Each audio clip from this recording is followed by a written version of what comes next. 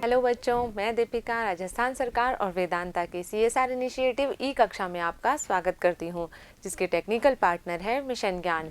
बच्चों, हम पढ़ रहे हैं कक्षा 8 का विज्ञान विषय का चौथा अध्याय पदार्थ, धातु और अधातु। तो इस पाठ को हमने पिछले वीडियो में पूरा कर लिया था और हमने ये अच्छे से समझ लिया था कि धातु और अधातु के भौतिक और रासायनिक गुण कौन कौन से होते हैं।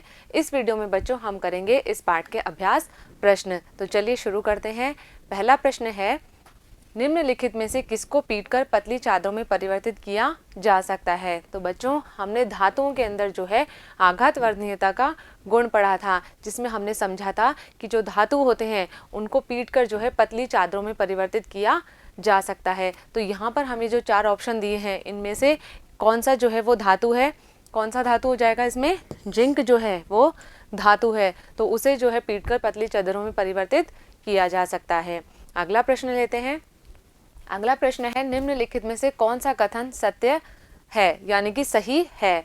तो पहला हमारा ऑप्शन है कि सभी धातुएं तन्य होती है, यानी कि जितनी भी धातुएं हैं उसका कोई अपवाद नहीं होना चाहिए, सभी धातुएं जो है वो तन्य होनी चाहिए। तो ऐसा नहीं होता है। जैसे कि हम बात करें सोडियम की, तो सोडियम धातु जो है वो नरम होती है, तन्य नहीं होती है, उसको हम तार में नहीं बदल सकते। तो ये उत्तर क्या हो जाएगा, गलत हो जाएगा।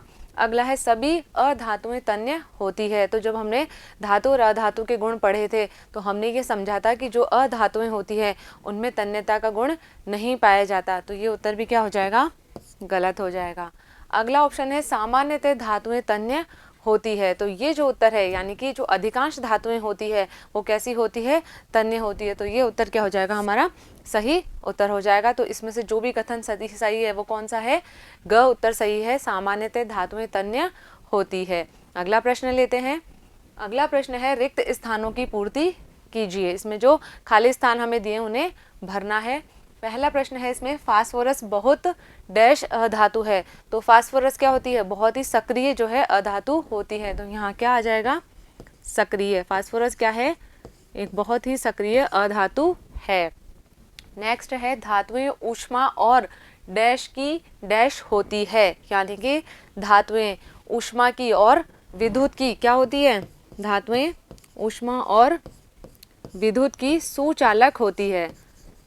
हमने पढ़ा था कि जो धातुएं होती है वो ऊष्मा और विद्युत की सुचालक होती है, जबकि जो अधातुएं होती है वो ऊष्मा और विद्युत की कुचालक होती है।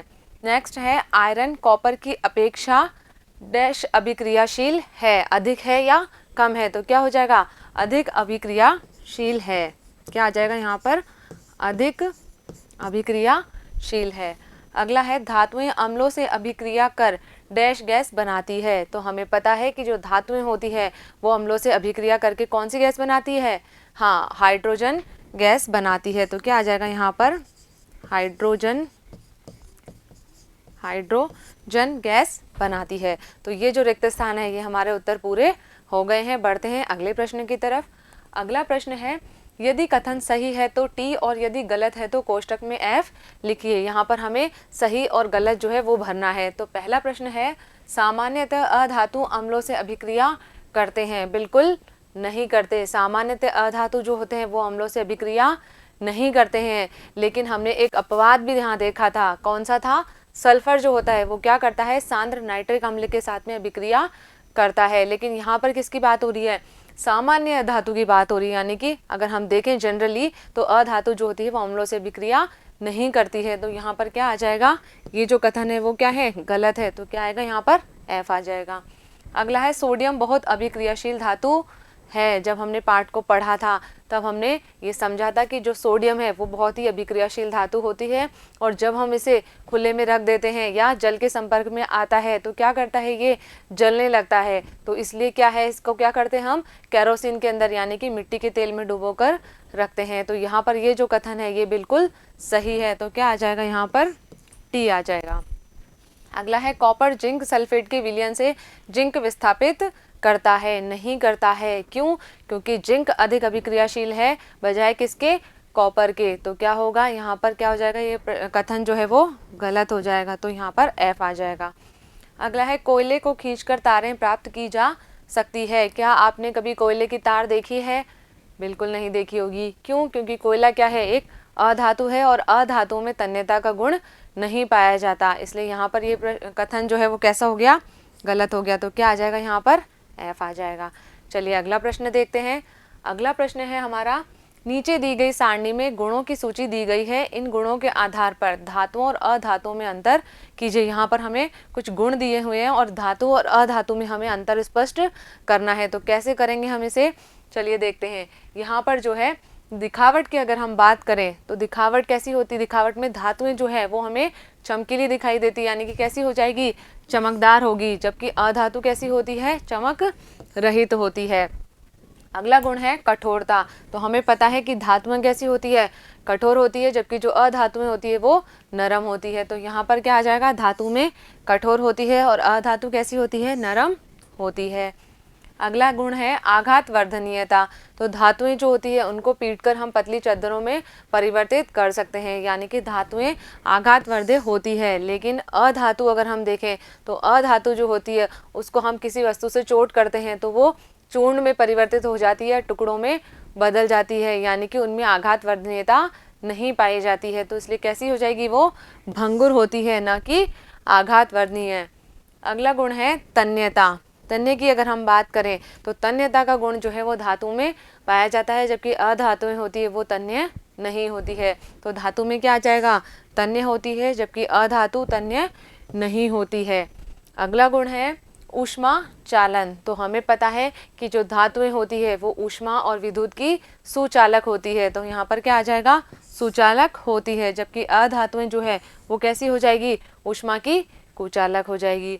इसी प्रकार विद्युत चालन को अगर हम देखें तो विद्युत की भी धातुएं जो होती है वो सुचालक होती है, जबकि अधातु जो होगी वो क्या होगी, विद्युत की कुचालक होती है। तो इस तरह से ये क्या हो गए, धातु और अधातु में अंतर हो गए। चलिए अगले प्रश्न की तरफ बढ़ते हैं।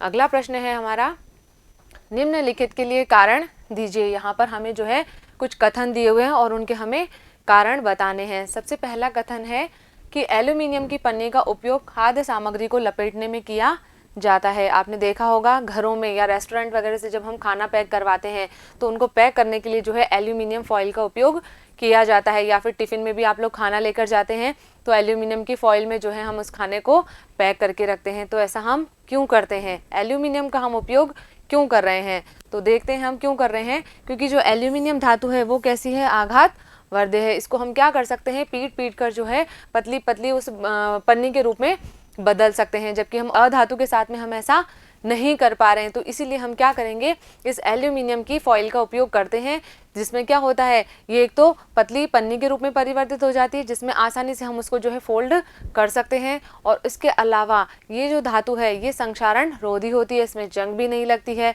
तो ये क्या करती है, इसमें जो खाना रहता है उसको लंबे समय तक सुरक्षित रखती है। तो इसलिए हम क्या करते हैं, इसके लिए एल्यूमिनियम फॉइल का उपयोग करते हैं। अगला कथन देखते हैं। अगला कथन है निमज्जन छड़ें, यानी कि इमर्शन रॉड जो होती है वो धात्विक पदार्थों से निर्मित होती है। आपने घरों में इस तरह पानी गर्म करने की रॉड देखी होगी, उसे हम क्या कहते हैं, इमर्शन रॉड या निमज्जन छड़े कहते हैं। तो ये जो रॉड है ये धातु की बनी होती है, यहाँ पर जो है इसमें धातु लगी हुई है। तो इसलिए धातु का क्यों उपयोग कर रहे हैं हम, तो इसका क्या कारण हो जाएगा कि धातुएं जो होती है वो ऊष्मा की सुचालक होती है। तो जैसे ही हम क्या कर रहे हैं, यहाँ से इसको जो है प्लग में लगाएंगे और स्विच चालू करेंगे तो धीरे धीरे क्या होगा, इसमें विद्युत धारा प्रवाहित होगी, और विद्युत धारा प्रवाहित होने से क्या होगा, ये धीरे धीरे गर्म होगी, और उस ऊष्मा की वजह से हमारा जो पानी है वो पूरा गर्म हो जाएगा। तो इसलिए हम इसके में किसका उपयोग कर रहे हैं, धातु का उपयोग करते हैं। चलिए अगला प्रश्न देखते हैं।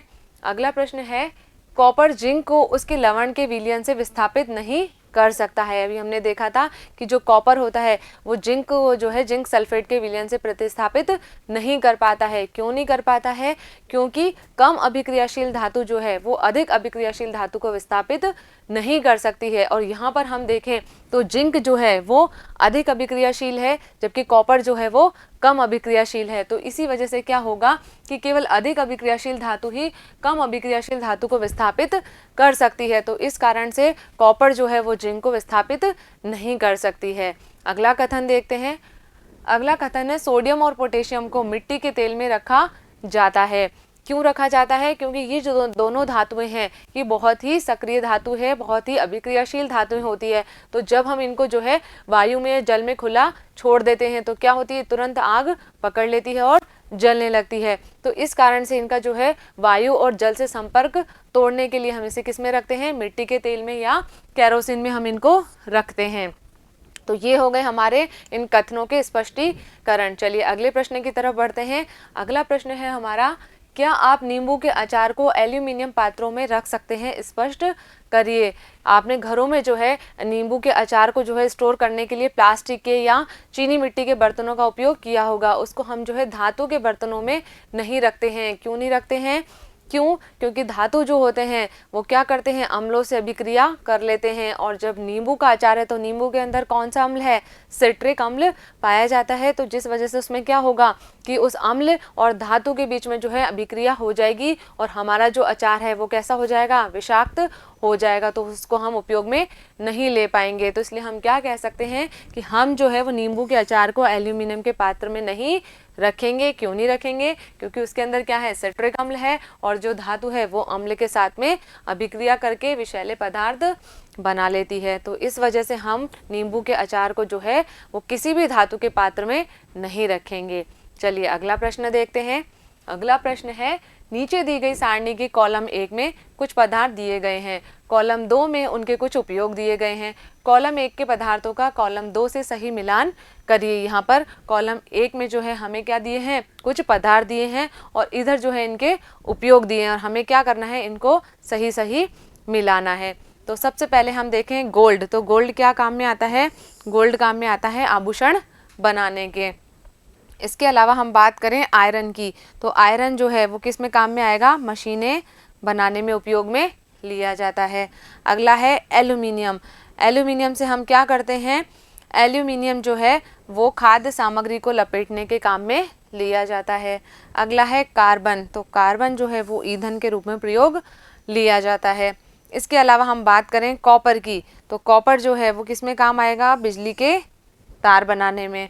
और लास्ट है मरकरी। तो मरकरी धातु का उपयोग जो है वो थर्मामीटर में किया जाता है। तो इस तरह से क्या किया हमने, इनके जो कार्य हैं उनको उस पदार्थों से मिला दिया। चलिए अगला प्रश्न देखते हैं। अगला प्रश्न है, क्या होता है जब तनु सल्फ्यूरिक अम्ल जो है कॉपर प्लेट पर डाला जाता है? तो इसमें हमें क्या लिखना है, संबंधित अभिक्रियाओं के शब्द समीकरण भी लिखने हैं। तो पहले हम पहले वाले प्रश्न की बात करते हैं। तो जब हम तनु सल्फ्यूरिक अम्ल को कॉपर की प्लेट पर डालेंगे तो क्या होगा, यहाँ पर कॉपर सल्फेट जल तथा सल्फर डाइऑक्साइड उत्पन्न होते हैं। अगर हम इसकी अभिक्रिया देखें तो क्या है, ये तनु सल्फ्यूरिक अम्ल लिया हमने H2SO4 और इसको हम किस पर डाल रहे हैं, कॉपर की प्लेट पर डाल रहे हैं। तो क्या अभिक्रिया होगी, ये जो कॉपर है ये इसको हाइड्रोजन को विस्थापित कर देगा और कॉपर सल्फेट का विलयन बन जाएगा। इसके अलावा क्या होगा, यहाँ पर जल और सल्फर डाइऑक्साइड का भी निर्माण होगा। तो इस तरह से जो है ये अभिक्रिया संपन्न होगी। अगला प्रश्न है इसमें कि लोहे की कील कॉपर सल्फेट के विलयन में रखी जाती है, तब क्या होता है ये बताना है हमें और इसकी जो है हमको समीकरण लिखनी है। चलिए देखते हैं क्या होता है। जब लोहे की कील जो है उसको हम कॉपर सल्फेट के विलयन में रखेंगे तो क्या होगा कि कॉपर जो है वो कॉपर सल्फेट के विलयन से जो है उसको विस्थापित हो जाएगी। और कौन विस्थापित कर देगा उसको, लोहा जो है वो उसको विस्थापित कर देगा। अभिक्रिया देखें हम, तो जब हमने क्या किया, लोहा जो है उसको हमने किस में डाला, कॉपर सल्फेट के विलयन में। तो क्या हो गया कि ये जो आयरन है इसने क्या कर दिया, कॉपर को विस्थापित कर दिया और यहाँ पर क्या आ गया, आयरन सल्फेट बन गया और कॉपर जो है वो अलग हो गया। तो ये जो हमारा कॉपर सल्फेट का नीला विलयन था ये कैसा बदल जाएगा, ये कैसा हो जाएगा, रंगहीन हो जाएगा, क्योंकि यहाँ से जो है कॉपर निकल गया है। और ये विलयन कैसा था हमारे पास में, पहले ये नीले रंग का कॉपर सल्फेट का विलयन था, लेकिन इसमें क्या हुआ, इस आयरन ने कॉपर को विस्थापित कर दिया और हमें जो है एक रंगीन विलयन प्राप्त हुआ जो किसका होगा, इस आयरन सल्फेट का होगा। चलिए अगला प्रश्न देखते हैं। अगला प्रश्न है, सलोनी ने लकड़ी के कोयले का एक जलता हुआ टुकड़ा लिया और उससे उत्सर्जित होने वाली गैस को एक परख नली में इकट्ठा किया। अब क्या प्रश्न पूछा जा रहा है कि वह गैस की प्रकृति कैसे ज्ञात करेगी। सलोनी ने क्या किया, जो लकड़ी का कोयला जो है उसको जलाया और क्या किया, अब उसमें से जो गैस निकल रही है उसके बारे में उसे परीक्षण करना है कि उसकी प्रकृति जो है वो उसे ज्ञात करनी है कि वो अम्लीय है या क्षारीय है। तो उसके लिए वो क्या करेगी।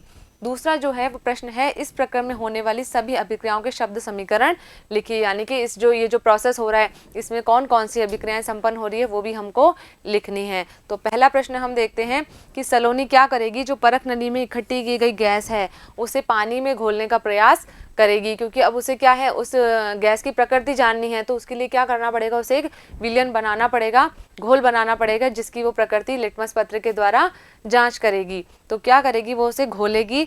तो जो गैस है वो पानी में घुलकर क्या बना लेगी, कार्बनिक अम्ल बना लेगी, H2CO3 का निर्माण कर लेगी। अब उसकी प्रकृति कैसी है वो जानने के लिए सलोनी को क्या करना पड़ेगा कि उसे लिटमस पत्र की सहायता लेनी पड़ेगी।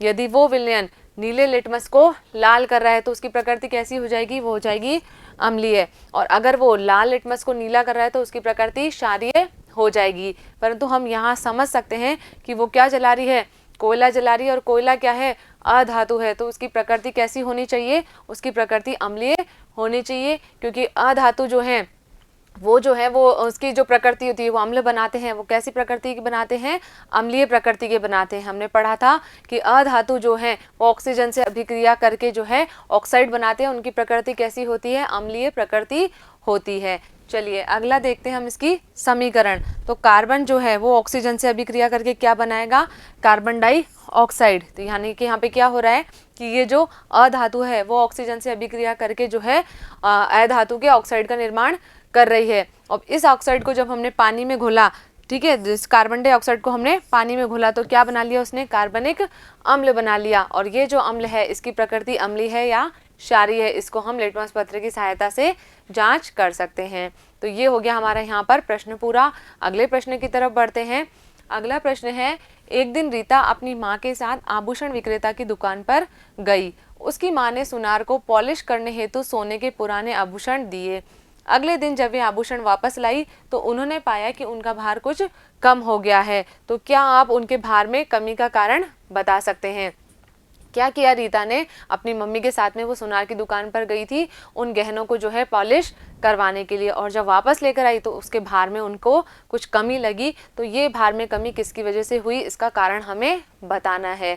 तो क्या होता है, जब भी हम सुनार को जो है अपने गहने चमकाने के लिए या पॉलिश करने के लिए देते हैं तो वो सुनार क्या करता है, उन गहनों को जो है एक्वा रेजिया नामक घोल में डुबाता है। ठीक है, उस विलयन के अंदर वो डालता है। अब ये जो एक्वा रेजिया का घोल होता है ये क्या होता है, ये सांद्र नाइट्रिक अम्ल और हाइड्रोक्लोरिक अम्ल का जो है एक विलयन होता है। तो इस घोल के अंदर क्या करेगा, सुनार उन गहनों को डाल देगा। अब ये जो घोल होता है इसमें क्या होता है कि जो हमारे आभूषण हैं उनकी जो ऊपर की परत होती है वो उसके अंदर घुल जाती है। अब घुल गई तो आपको पता चल जाएगा कि क्या हो रहा है, जो आभूषण है उनका वजन कम हो रहा है। और जैसे ही वो पुरानी परत उसमें घुल गई तो जो उसमें नीचे वाली जो नई परत है वो बाहर निकल के आ जाती है, जिसकी वजह से क्या होता है कि जो हमारे आभूषण हैं वो हमें बिल्कुल नए जैसे और चमकीले दिखाई देते हैं।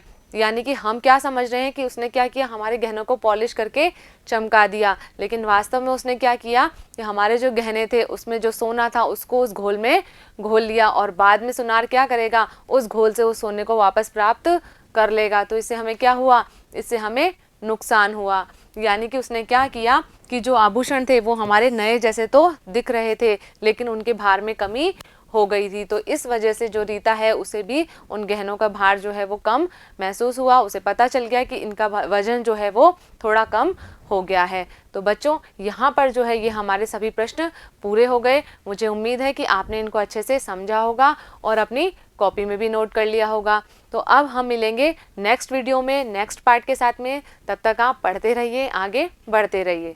धन्यवाद।